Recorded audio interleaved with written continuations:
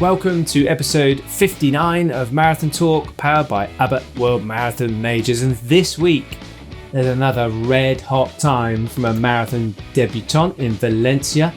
Jakob Ingebrigtsen won a third European cross-country title, and Australian sprint sensation Guat Guat is better than Usain Bolt at the age of 16. Plus, we talked to Thomas Bailey, aka Tommie Runz, about his rise from alcoholic to sober marathon man. Right, Deena Casta, let's go.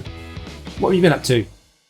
Wow. I mean, it's been a really exciting close to the year. Usually December, you get to focus on holidays and spend some family time, but the news just keeps giving in the running world. So it's been super exciting, and it's motivated me to run a lot. I've been running every day, but also cross-country skiing, because as I continue my 100 days of discipline, I have to train twice a day for 45 minutes at least. That was actually like one of the really big things I wanted to ask you is how's the 100 days of discipline, 100 days? Is it 100 days? Yeah, 100 days. I don't know how many days I have going. in. It's been great. So I run once a day, and then if the day is closing and I'm like, oh no, I need to get in more, I just jump on the treadmill and run another 45 minutes. But I have been getting out and cross-country skiing and lifting weights and shoveling snow. I count as exercise. So it's been fun. It's been fun to just stay disciplined in treating my body like it should be. Getting out and exercising my body and my mind every day has been awesome. Can't believe I got away from doing it as the center point of my day. Have you dropped the ball at all? Have you forgotten? No. Like nothing. No. Nothing.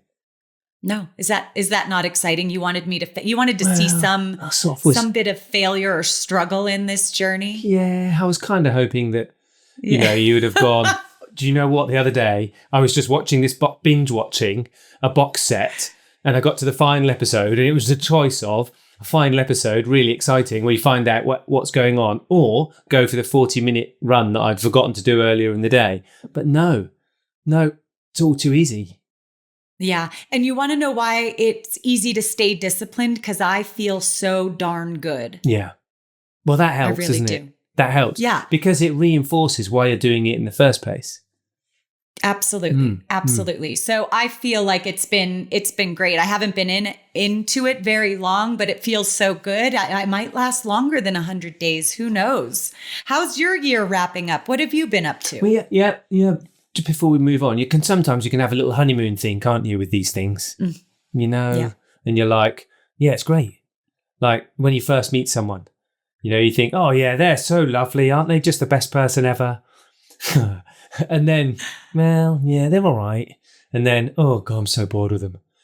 So, let's see what happens. Let's see what happens with your early feelings of enthusiasm. Wow. That was one of my fears in meeting you in person for the first time at the New York City Marathon. Was like, we built this great friendship that we've had with this podcast for over a year. And we were going to meet each other, and you were going to be like, oh my God, she is awful. She is so awful. That was a fear of mine. Like, what if he meets me and he's like, wait, I don't actually like this person that I have to see and visit with every other week. Just have nothing in common. We have nothing to talk about. You asked me what I've been up to. I've been to Wembley, the home of football. I know. We were all going to Wembley. The Lionesses. I did. We went to watch the Lionesses take apart the USA. That didn't happen like that, actually. It was 0-0. It was all a bit boring, which was disappointing for the kids. So the stadium is amazing, really big, and lots going on, a fantastic atmosphere, and 80,000 people. It was great. Fireworks at the beginning, and so the kids were great. But the football was just a bit like, a bit meh. But the energy was still great the whole time. It was all right. I don't want to sound like drab about it, because it was amazing to go and watch, the England Lionesses football team. I think it's because it was 0-0. Like, we were longing for a goal like someone score a goal. The US did score a goal, but they had it disallowed for offside. So, look, it was a great experience. Really enjoyed doing it. The kids enjoyed doing it. And it was also part of Liz's 50th birthday celebrations. Who doesn't want to go and watch football on their 50th? So we did that, and then we met her family, and I had a lovely run along the River Thames in the pouring rain and slippery underfoot. So I managed to take Liz away for her 50th birthday and get a 10-mile run in. Brilliant. Oh, that's awesome. She's doing great for 50 because she's been so busy. She Not has. just with family stuff, but she's traveling quite a bit. Well, more about this later on in the show, but it has been the European Cross Country Championships in Turkey this past weekend, and Liz was the Team GB senior women's manager, so she went out there as part of the team leaders. More about how the champs went a little bit later in the show. In Valencia, it was another stunning year and records to celebrate. Sabastian Sawe made the fastest debut. He was just after recording our show last time, the Valencia Marathon took place, and we saw the debut of Kenya's Sabastian Sawe, who won the race in the 5th fastest time in history, 2 hours, 2 minutes, and 5 seconds. He was the World Road Running Championship half marathon champion in Riga in 2023, and where he clocked a 58:05 in Copenhagen in September. So there were signs that he could transition into a fast marathon, but it never really translates. But he really showed some great colors as he clocked a fast time. He really has another great marathoner coming from Kenya, which is hard to believe. And immediately after this performance, we are talking about him being the man to threaten that sub 2 hour barrier, right? Yeah, First it was Kelvin Kiptum and showing all these shining results in his only 3 marathons that he ran to break that 2 hour barrier. But now we're talking about Sabastian Sawe as being the man that might be able to take that baton over that finish line in 1:59. So we'll set our sights on his next race. It's a lot of pressure. We are seeing incredible marathon debuts, particularly on the women's side of global marathoning. But this is an example on the men's side. And I think, one of the reasons why it's very exciting is because of the potential comparison. Now, we saw Kelvin Kiptum run a particular style of marathon running, right? Where he'd start fast and finish faster. Really difficult thing to do. Really difficult thing to do. And of course, running just 12 seconds slower than Kiptum's marathon debut time would suggest, perhaps. And of course, running one marathon is very different to consistently running, marathon after marathon. But Sabastian, ran 1:01:18 for the first half and then 1:00:47 to close. So a negative split, which is something that Kiptum would do as well, right? Off a fast start, be able to finish fast too, closing. That's the 8th time that somebody has broken 61 minutes for the second half of a marathon, and Kiptum and Kipchoge own 5 of the other occasions. So that sort of sets up a potential sub 2:2, sub 2:1, and according to Let's Run, he ran the final 7.2K at 1:58:45 marathon pace.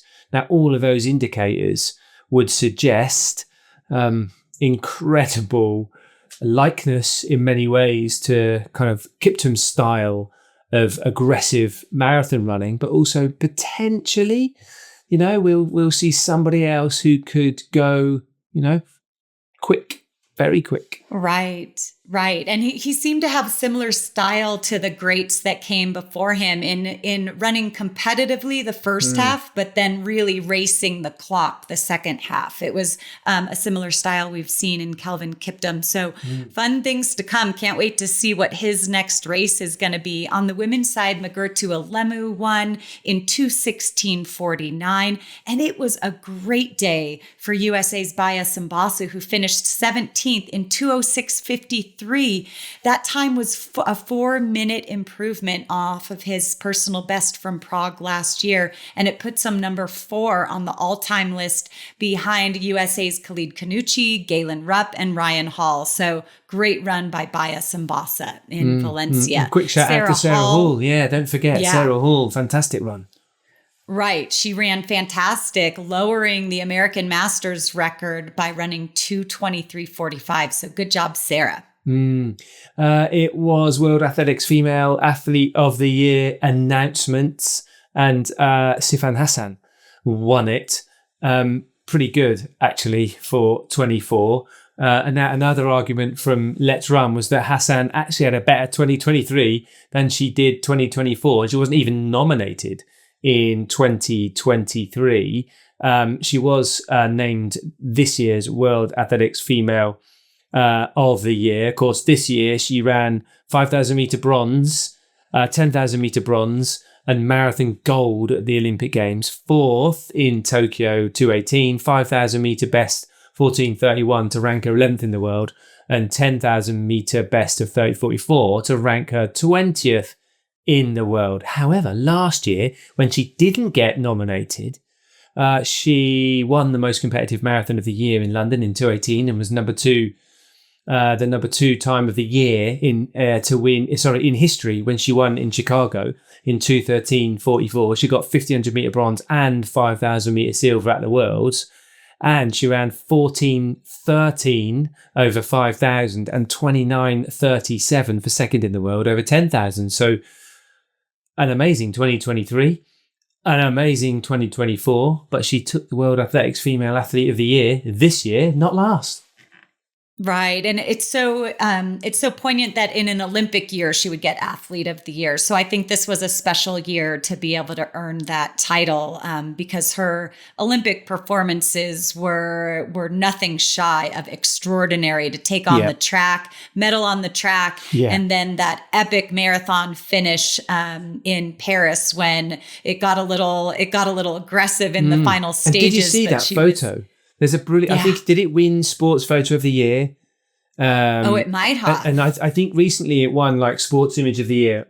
I'm not sure which one, but it's this, I remember watching it and us talking about it on the show, and they're coming round a final sort of turn and they both want the line, right? They both want the line. So they clash, don't they?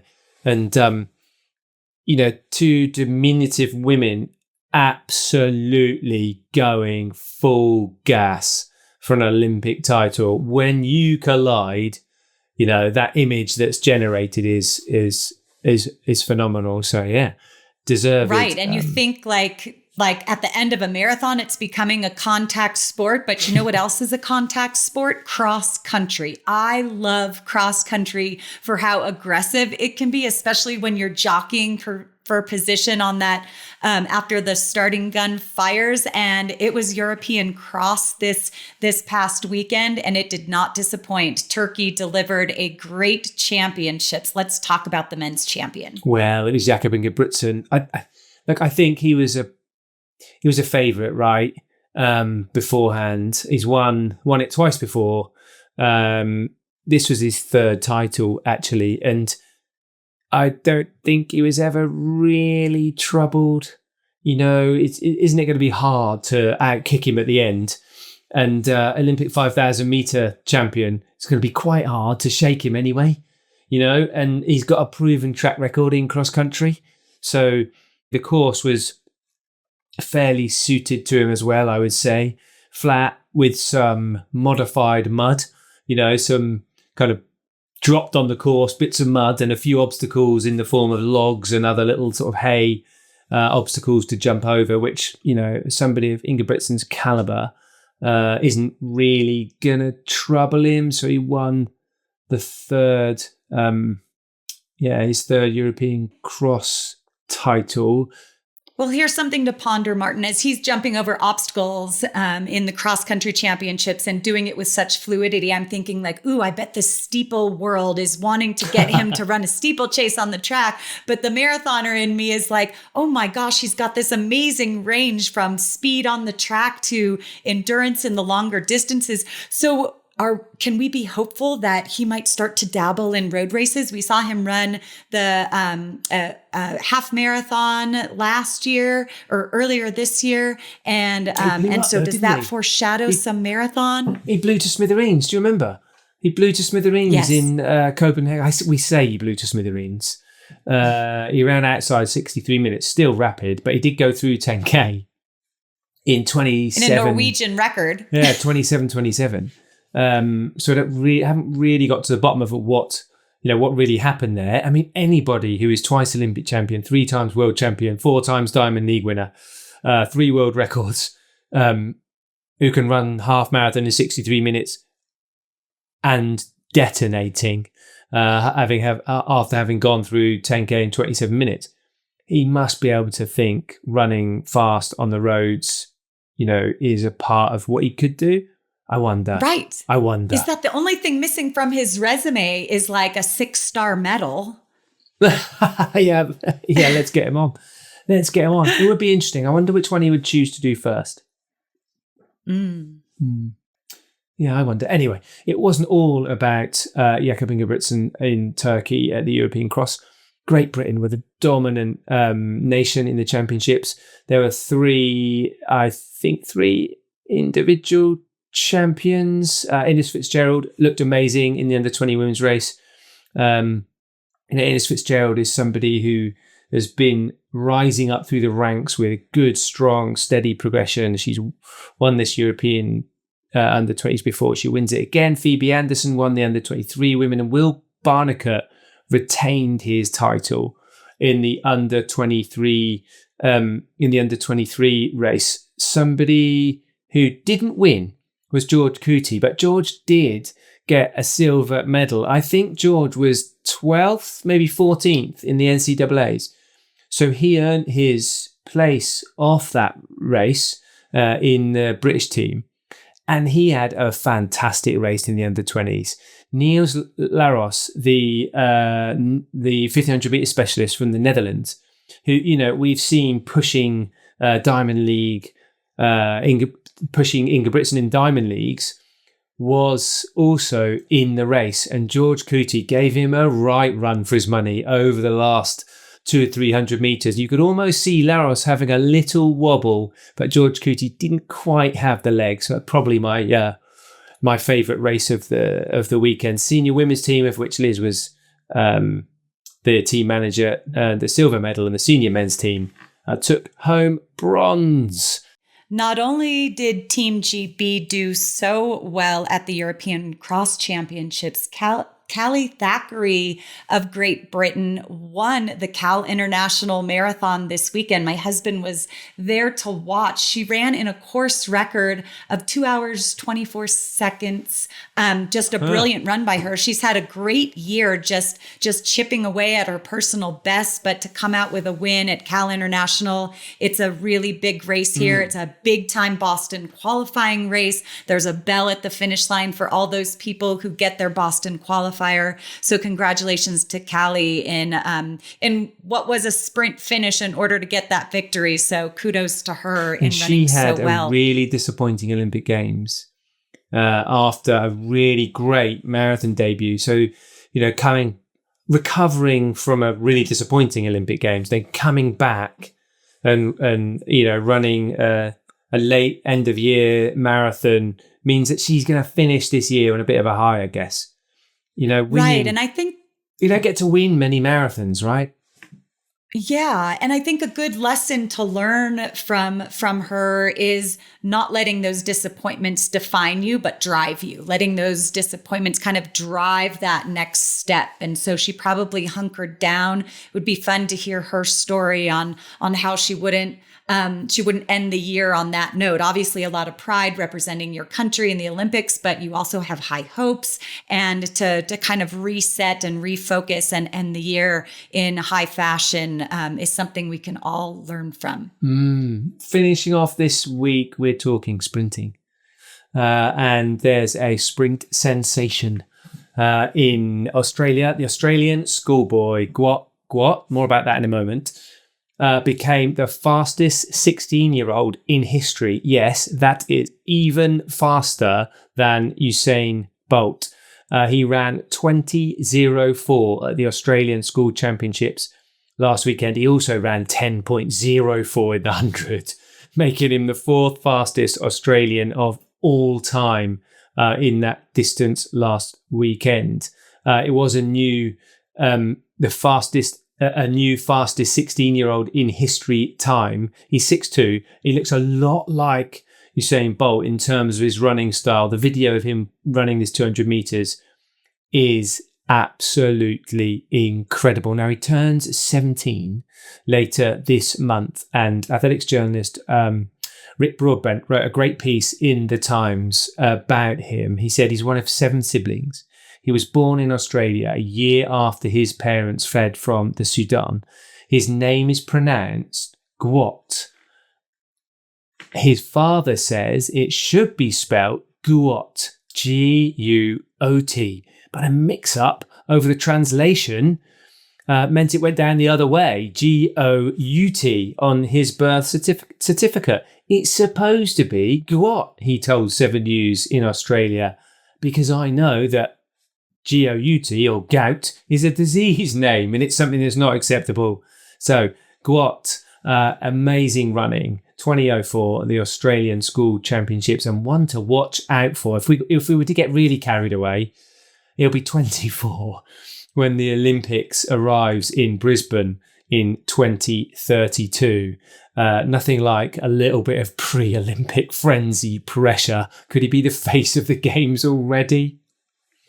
Right. And to talk about pressure, he said in that Times article, for me, pressure makes diamonds, and I guess I'm better than a diamond. That was a quote from him, which is just priceless when you think of being young and 16, obviously knowing that you're good at this sport, but understanding that the pressure can make great, shiny things. And so know his name. Gwat is going to be a household name in the sprinting world very soon.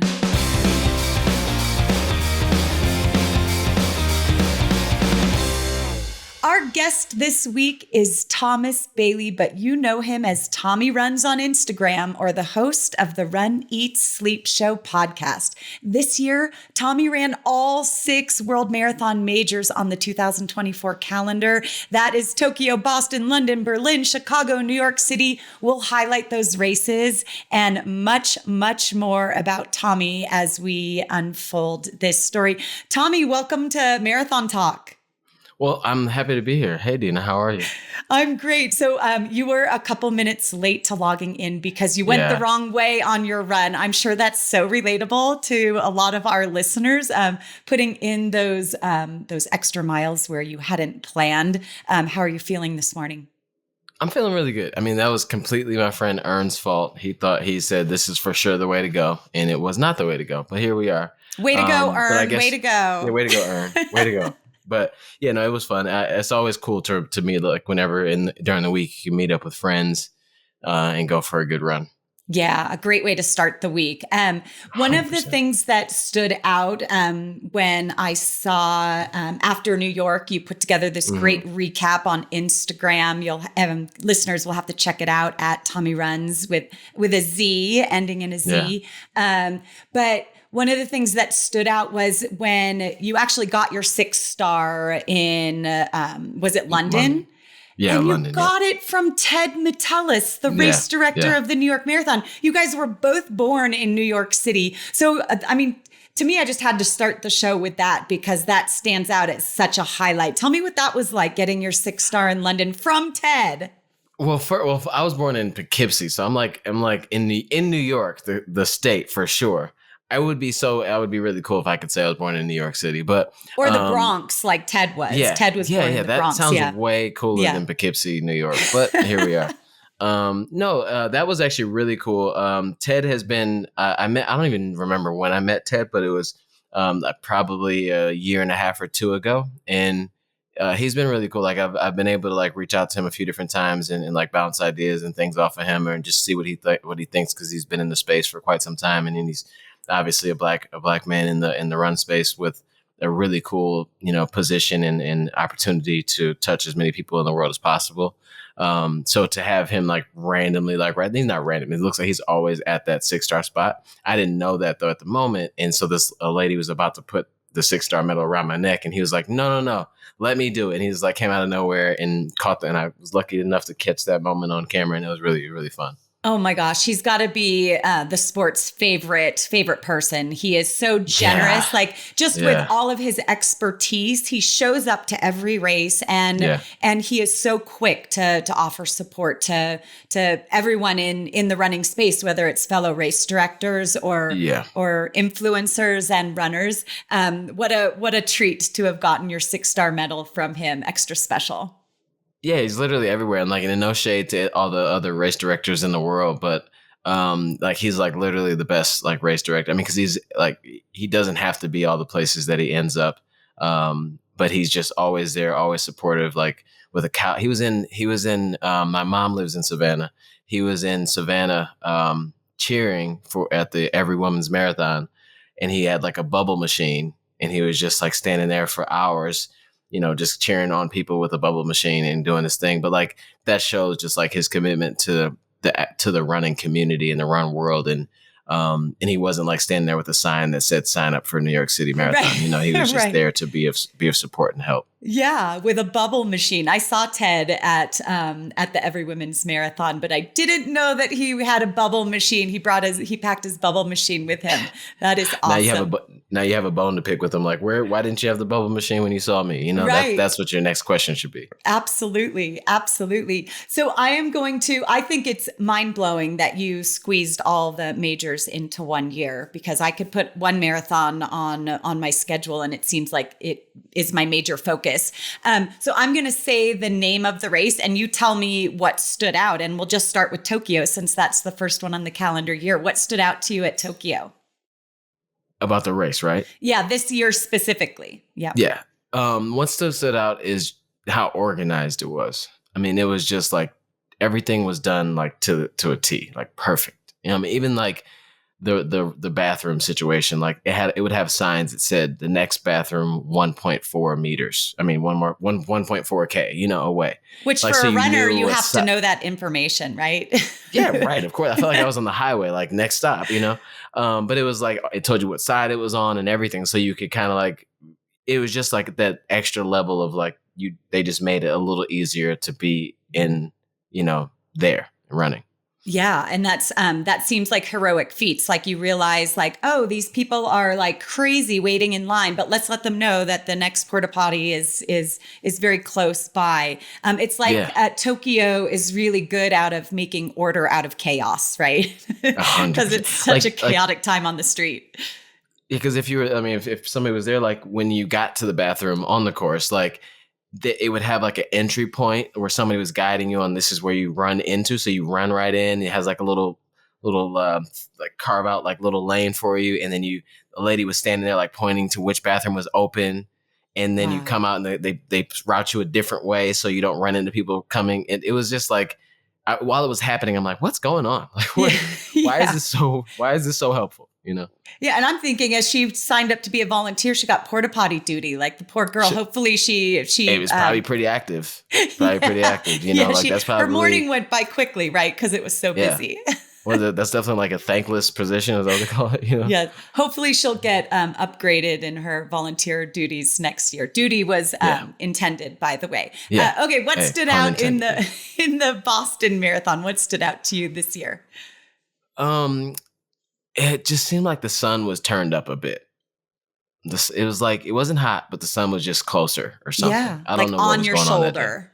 it felt like it was like on my skin. Yeah. Yeah. But it was a good day, wonderful crowds, everything was great. But it's just like, that's the one thing that stood out was the sun was drawn a little closer that day. I don't know. Maybe it was more like you were in the spotlight, right? The spotlight was following you. Yeah. Cause you were the man of the show that day. Yeah. You can't complain if you're on center stage, you know, you just gotta if you can't stand the heat, get out the kitchen or whatever. Yeah. Your time to shine. What stood out in London? Yeah.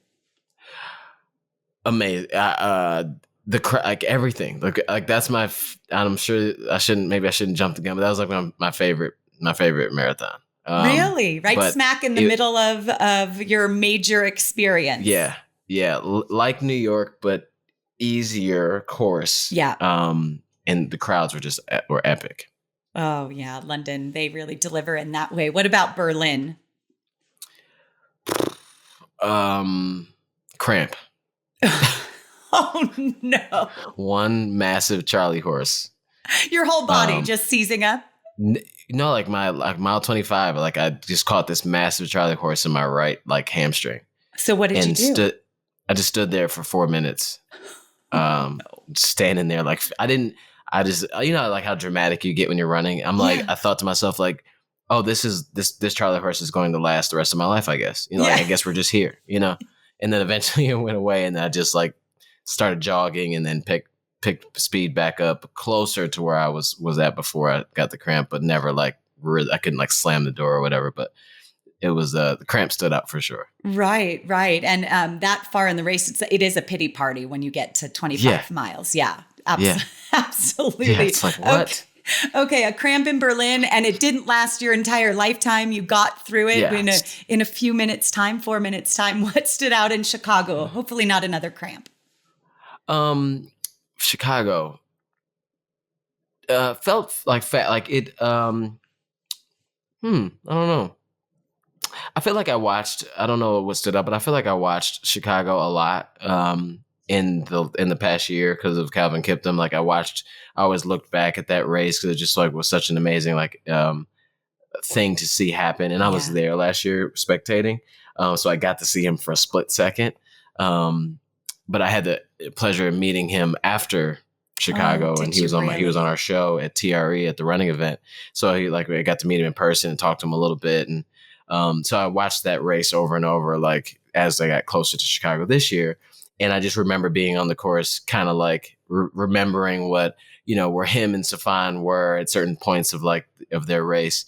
Like when he turned that one corner, like at mile like 20, like 4.5, he turned this really tight corner where the line was much farther out, but he turned it really tight. And there was a camera guy sitting right there. That same camera guy was there this year, but I was going much, much slower. So it felt different than what I guess. Oh my gosh. It is, we are like no other sport that we follow in the footsteps of greatness like Kelvin Kiptum displayed on that day. 100%. What a special like detail that camera guy was right there. Yeah, it's like same exact spot. Like it was weird. And that's the bad part was the only thing I thought was like, wow, I'm going so much slower than what everybody else would do. But probably a similar dramatic shot for the camera guy to get you rounding that corner. I never saw. I don't know. It might have been more dramatic in the wrong way at that point for me. Oh no. What about New York City? What stood out there? Community. Community. Just the crowd, obviously. But I had the opportunity to source 3 bibs for Chicago. I mean, for New York prior to, and I like raffled them off on my Instagram page to Black and brown folks in the run space that had never run New York before. And one of them that won through like the random pick was actually like a person that I've run with here from Michigan. So I ran with him the whole way. He was trying to PR. It didn't happen, but I walked with him when he had to walk. We jogged, whatever. And then another guy that follows me called us in the beginning before the race started and said, "Hey, I was the one that DM'd you and said that I'd run with you." And I'm like, "Oh, hey, well, you want to run with us?" He's like, "Yep." So he stuck with us the whole time.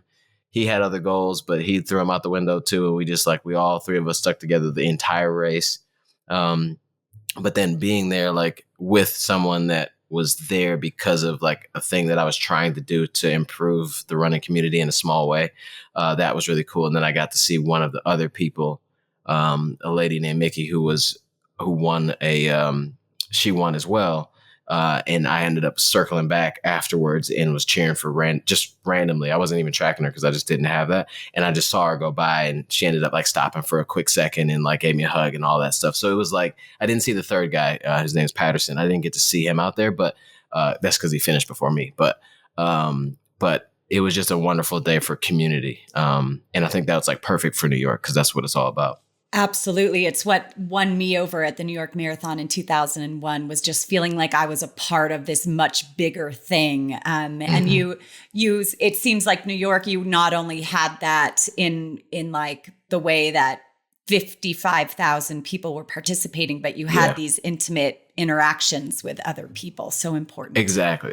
Like it was like in none of it, even though it was like the sixth major of the year, for me, and so seventh marathon of the year, but sixth major, I never really felt like it was about me. Like it was like my victory lap type of feel. But at the same time, it was like at any point in the day, I was not the focal point of my mission that day. And that felt good. Yeah. What a fun year to wrap up all those races and have such fond memories of it. You are a leader in the Black, Indigenous, people of color community, with how you represent yourself. We'll get into some of that, but what made you, I guess I have a couple questions, like, how does your role feel like something you were drawn to do, to represent young, handsome? I feel like your whole lifestyle just embodies like health and wellness and community. So how did you get drawn into that space initially? Well, I don't think that, I still don't feel like, when you say like leader, I kind of feel like I pull back a little bit. I mean, I feel like I'm just doing like my thing, the way that I feel, the way I feel most helpful. So when I chose sobriety in 2017, and what I remember, like if someone asked me like what changed your life, and sobriety is definitely the thing, but sharing, honest and open, like sharing saved my life. When other people shared their true stories, not to make themselves sound better or worse or whatever, they just shared their truths. That resonated with me enough to keep me in that path. Like, okay, well, these are my people, and maybe I am an alcoholic, and maybe I do have a path out of like this thing that I'm in. So when I came to when I started running in 2018, when I started making content around it, I just slowly started sharing more about me through like podcasts and things like that. And every time I shared something that was meaningful to me and truthful, about like my struggle or how I overcame or whatever, people reach out and say things that are just like so meaningful and deep to them, that I have no choice other than like to realize like that my calling in this run thing is to share my story, and it doesn't necessarily have to do with like shoes or running, so to speak. And so that's why that's how I knew like that's my purpose. Like, and if that doesn't mean like become super famous or something like that, like that's fine. It's just about like if I share a story or someone's listening to this podcast and they are inspired to stay sober, get sober, or look at their relationship with something that's more of a vice, then the goal is reached.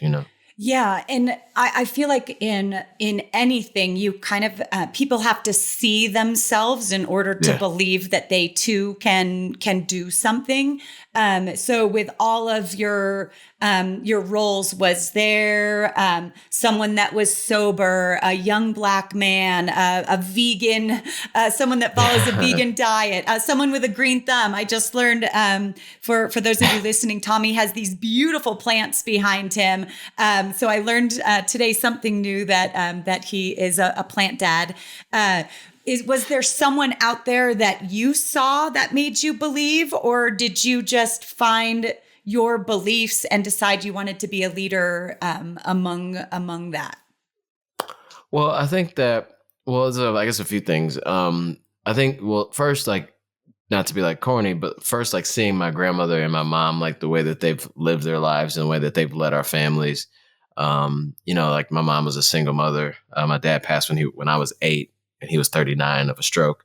And I'm like 40 now. So I'm like, that's just still a weird kind of concept for me. But, seeing how like she led her life and she kept reaching and she kept building in every space she went into, somehow she found herself in some like leadership type position. Not by like, I want to be the leader of this, but I see something that needs to be changed or shared or something. And then it ends up that way.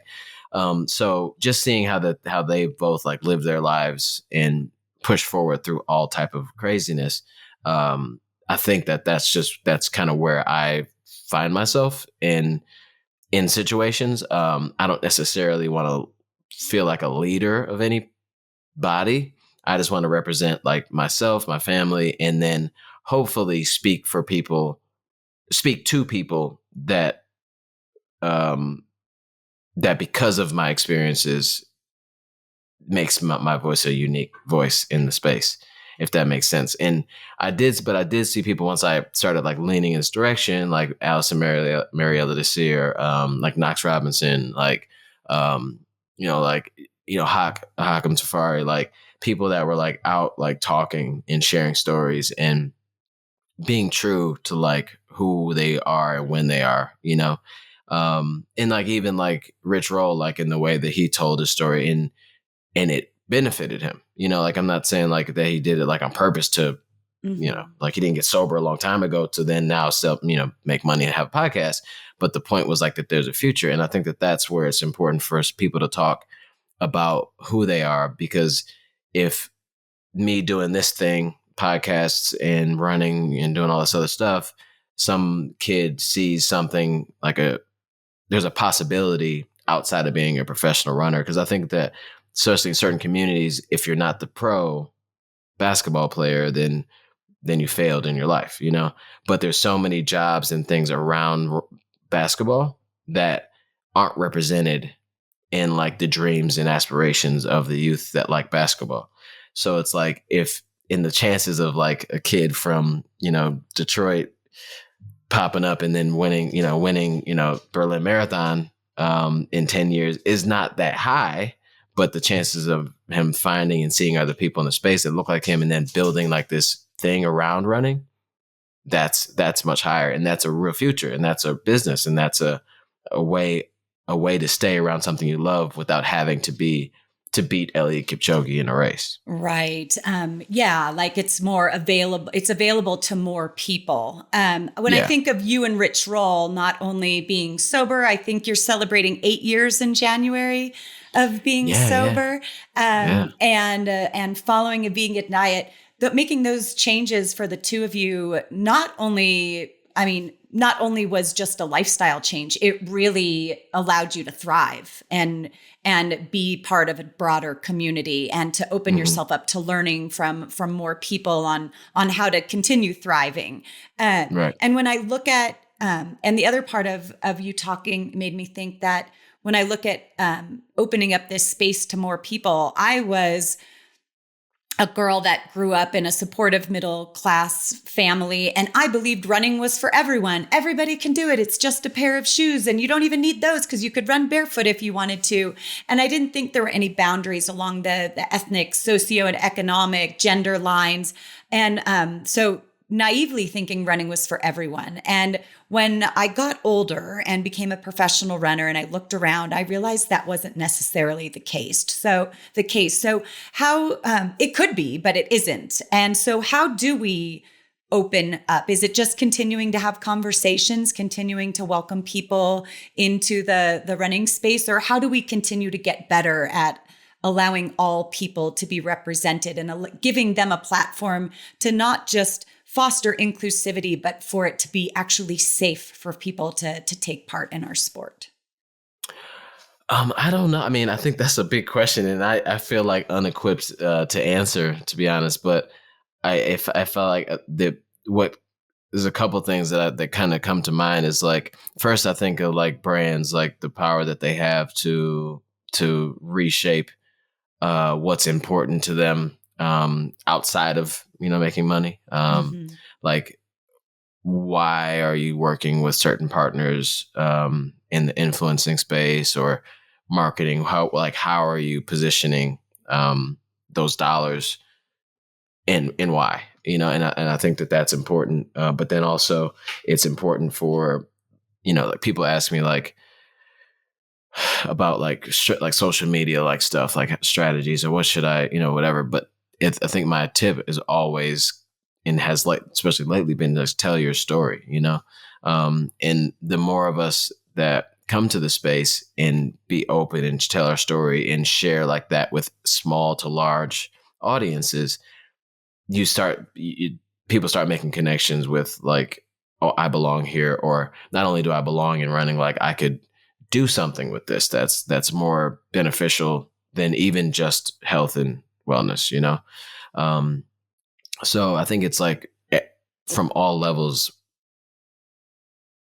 we need to be intentional with how we operate, I'm not sure if everybody can do something for that to happen, but it's when you find yourself in a position to not make it weird for someone by trying to be overly welcoming. Because that's also like a weird moment too for people.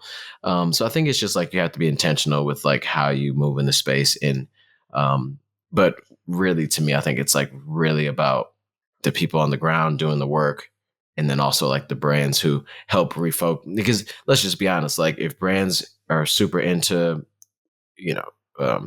still pictures and still images for the next 10 years, understand like there's everything in social media is going to switch to, still pictures, and this is what's going to happen. So if brands decide like, this is where we are, this is the type of content and the type of individuals we want to work with because we think that this is good for the running community, then you'll start to see more attention go that direction.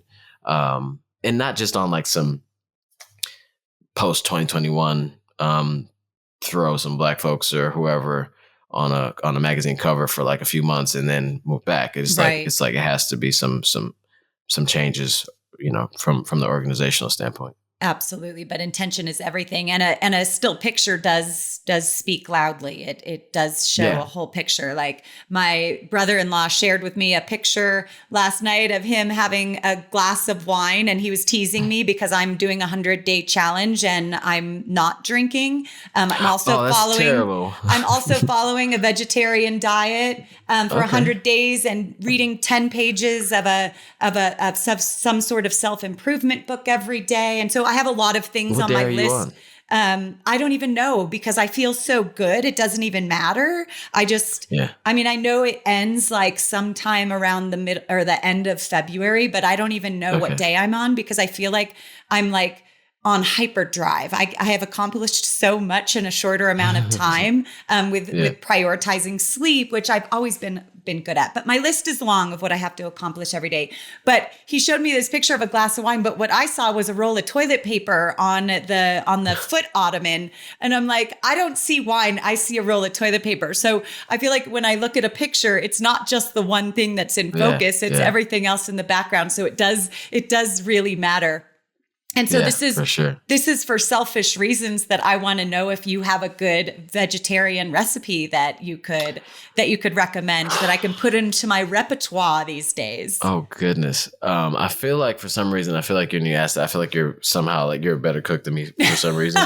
I used to cook a lot, but after I went vegan, like I started to change. Like I eat when I'm hungry, like, and I eat to eat, like, and that's it. Like, and just. So I wouldn't say my favorite recipe. My favorite dish, though, of all time, perfect, and it has been for a long time, is this it's an Indian dish called I think it's bindi masala. Yeah, it might not even be bindi masala, but it's definitely bindi. So it's like an okra dish, and I get every time I call this one Indian restaurant that's here. It's called Saffron. So if you're in the Detroit, Michigan area, definitely go to this place called Saffron in Farmington Hills. But I always order the same thing. Like he knows my number. He knows when I call. A couple times every now and then he'll say, "Why don't you ever get anything else?" And then I'm like, "What do you want me to do?" Like I'm a creature of habit. Like I'll get it 2 times a week if I have, like if I'm feeling it. What's your spice level? So I go medium plus. So, but that, that is that like a 3.5? 2.5? I don't know number. Okay. It's just like, so it's like medium. Like medium is like, yeah, a little spice to it. Medium plus is like just under hot, like, so it's right. And it's like a weird mix, because like the wrong right day, you could be like, this is really spicy. And the other day, it's like some random perfect mix of like heaven, but that's my vibe. So I actually went vegan it was a 2-week challenge to be vegetarian. Yeah. And then I realized 3 days into the 2 weeks that it was only eggs and I think cheese that was like, that I was eating still. I'm like, oh, I'll just take those 2 things out for the next 2 weeks. And then like 3-4 days later, after doing that, I felt like this big surge of like energy, and I started like reading into it and watching documentaries, and I was like, okay, I'm not going back. Yeah, absolutely. So now here I am, still vegan.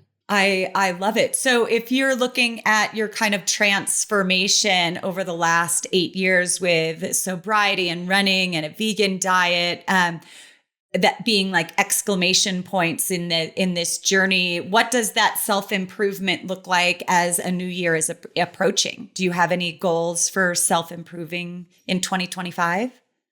Oh, okay. Well, I mean, sure. You can always work on something. I feel like I'd like to be a little more organized, and not like my problem is I'm all or nothing. So I think a lot of runners can relate to that. if I say I want to get organized, and then I like for day 1, I mess up something, I was like, well, see you next year, but I think that like I would just like to be a little more organized, in the sense of like just enough where I feel like I have more room to move, because I am a very sporadic. Like if I have an idea or a thing, I'm doing it right then. And if I don't do it right then, it's not going to happen. So I just want to create more space for like growth and opportunity and creativity in my life. And I think that being a little more organized would be helpful in that. I'm going to recommend Marie Kondo's book, The Art of She's too much. She's too much? Yeah, I think she's just right. I mean, I think she's great. I'm just saying, like, I've listened to like 2 of her books before. Like, I'm like, all right, I've thrown everything in a pile. And then if I didn't do it to finish the pile's there for a little bit. Right. And like, it's, like, I'm one of those, like, that's why I like running. In the all or nothing space of organizing. Right. But maybe I don't want to be all organized. Yeah. But like, but then like, that's why like I like running, because I could just go run. Right. You know what I mean? Like, yeah. You could leave your disorganization behind you. Run away from all your problems. You can have a big goal though, like with running, and you could get like worried about the goal because it's like 4 months away, but then you also can just go run. I guess if I want to get organized, I could just get organized one day at a time.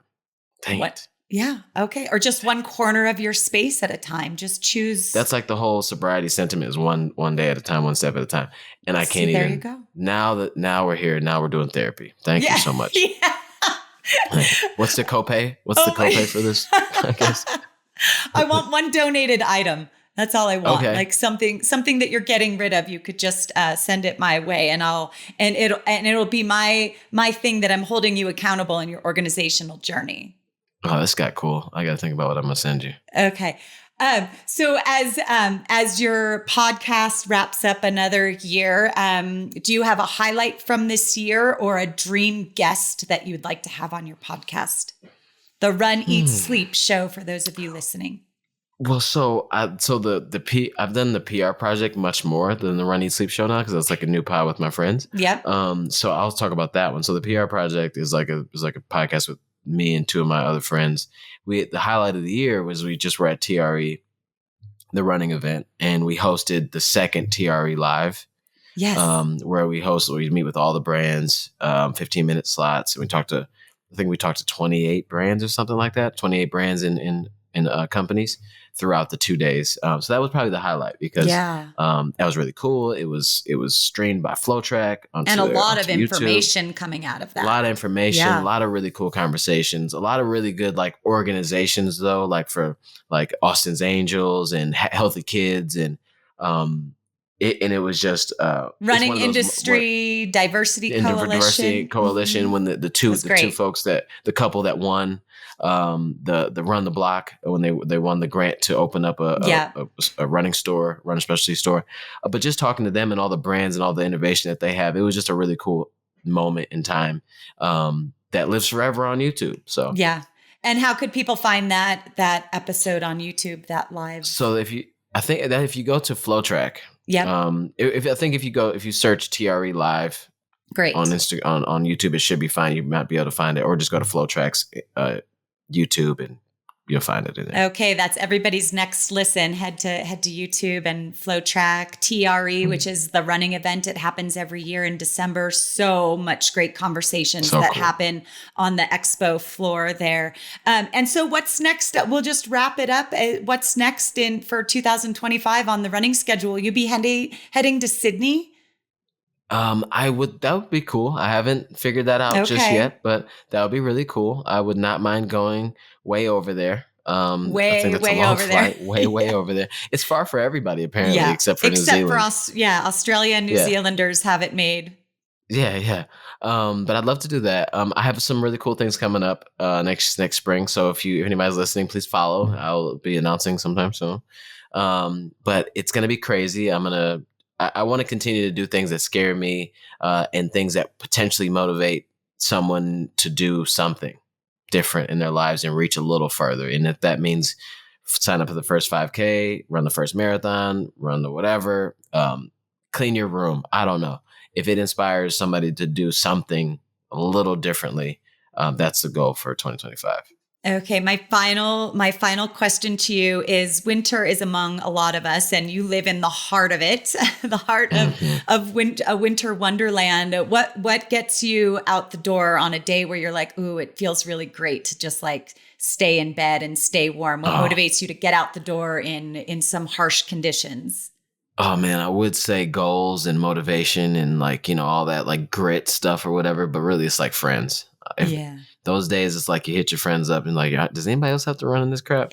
And then they say yes, and then you figure it out. You move a couple things around, and then you go meet your friends for a 6-mile, 8-mile run. Even if you got to go on the treadmill, sometimes like running on the treadmill next to 2 other friends or 3 or 4. We've run on the treadmill like 5, 6 people deep before. So it's like we all meet up, and then just everything's a little easier if you got somebody to talk to. That is such great advice. Tommie, it's always great to catch up with you. You're such an inspiration, have long been an inspiration to me. Thank you so much for this conversation. And our listeners can follow along in Tommie's journey. He is at Tommie Runz on Instagram, TommieRunz. Tommie, thank you. And here's to a happy and healthy 2025 ahead. Thank you so much. So grateful.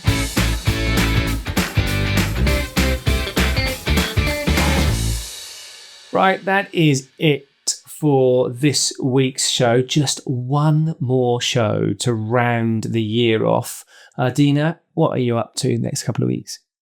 Oh, I'm excited that we have one more show and we get to talk about all of the great things in wrapping up 2024 in a pretty bow for our listeners. But it is ski season here, so some ski competitions coming up for my daughter, which is really exciting. And this weekend, as this comes out and you're listening, it's the Geminid meteor shower, and it's peaking this weekend, which could be so exciting for people that live in rural communities where there's not a lot of light obstruction. There could be 120 meteors per hour. So I already have alarms set to wake up in the wee hours of night so I can go outside and let my eyes adjust. It is almost a full moon, so that could wash out some of the meteor watching, but some of the bigger meteors will certainly be able to be seen. So I'm really excited to see this nature spectacle on display in the night sky. Do you have like somewhere you can go where you get a really dark sky? Yeah. So where our track is a beautiful place to do it. It has no light obstruction, and you kind of have a 360-degree view of the nighttime sky. I'm not sure I'm going to get in the car and drive.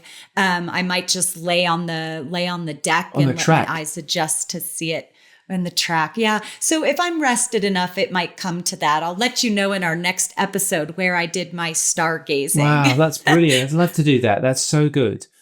Yeah. What are you going to be up to in the next couple of weeks? Well, I'm getting all festive, Deena. Got my Christmas jumper. You're going to be in a Santa hat. Oh yeah, got my Christmas jumper on already.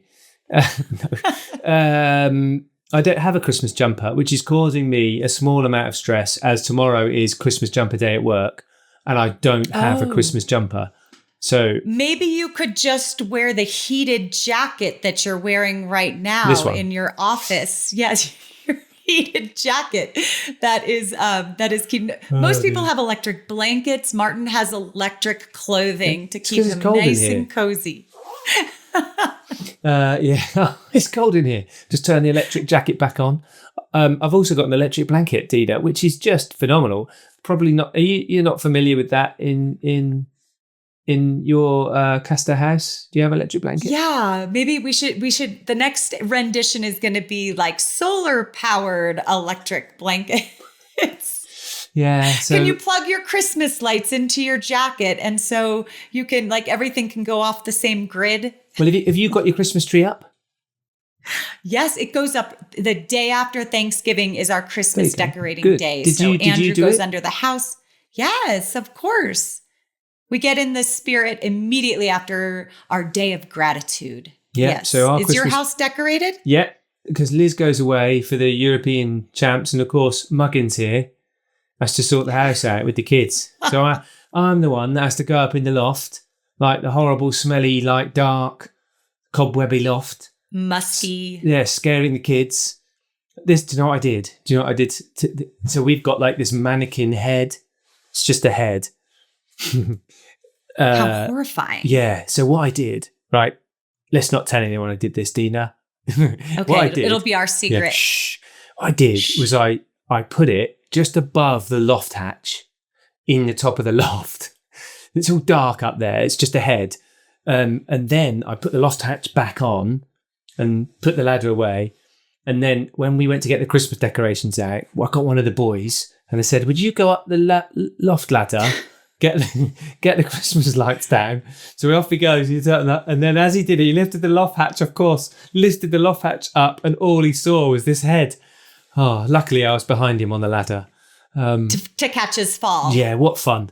What fun we had. And that's going to come back. That's going to come back to you because you're going to have to pay for his therapy for that. Dad, there's a head in the loft. Oh dear. My God. So yeah, we're kind of getting into festive.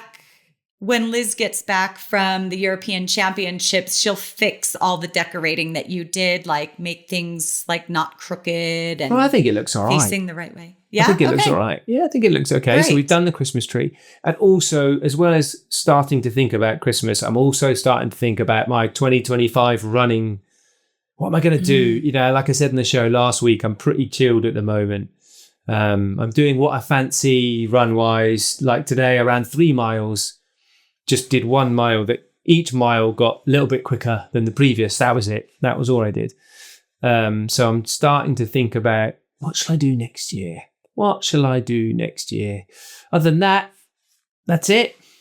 That's great. So this is the time of year where we reflect on the year that we just created and we think about what we want to manifest for the year to come. So it's that time. And the best way to do it is in your running shoes. Reflect on that notion while you are putting in some miles. So take that in your hat and enjoy the run wherever it takes you.